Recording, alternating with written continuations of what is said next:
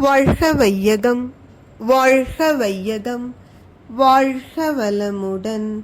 குருவே துணை. அனைவருக்கும் அன்பு வணக்கம். ஆசான் அருட்தந்தை வேதாத்ரி மகரிஷி அவர்களது ஞான களஞ்சிய கவிதைகள் பார்த்து கொண்டிருக்கிறோம். இன்று கவியன் 151. பொது உடைமையும் உலக ஆட்சியும். போராட்டம் தனி மனிதரிடை ஒழிந்து போகவெனில் பொது உடைமை முறையே வேண்டும். போர் உலகில் ஒழிந்து அமைதி நிலவவென்றால் பொதுவாக உலகப் பேரரசு வேண்டும்.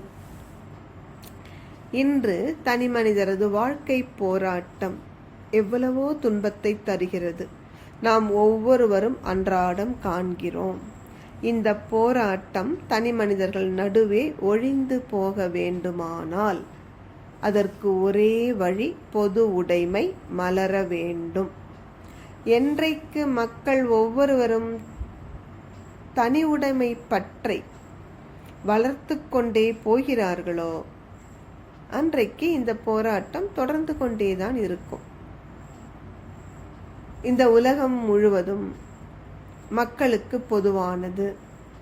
எந்த தேசத்தில் பிறக்கும் மனிதரும் தங்கள் விருப்பம் போல் தங்கள் உடல் உழைப்பையோ அல்லது அறிவின் உழைப்பையோ கொடுத்து அதற்கு பதிலாக அடிப்படை தேவைகளான உணவு, உடை, இருப்பிடம் இவற்றை பொதுவாக பெரும் முறை வரும் அன்றுதான் மனிதகுலம் மகிழ்ச்சியான வாழ்வை எய்த முடியும். அதே போல மனிதர்கள் மகிழ்ச்சிக்கு எதிரியாக இருக்கின்ற இன்னொரு விஷயம் போர். நாடுகளுக்கு நடுவே போர்.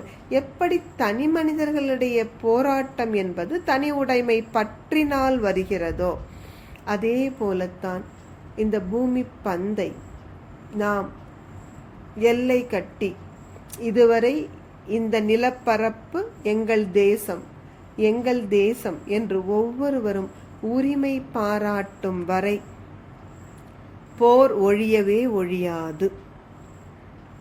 எனவே மனிதர் வாழ்வில் அமைதியும் மகிழ்ச்சியும் வேண்டுமானால் போர் உலகில் ஒழிய வேண்டும். அது என்றைக்கு ஒழியும்?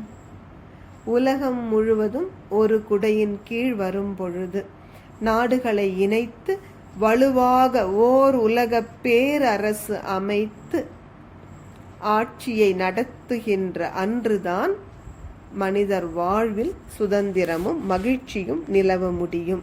நன்றி. வாழ்க வளமுடன்.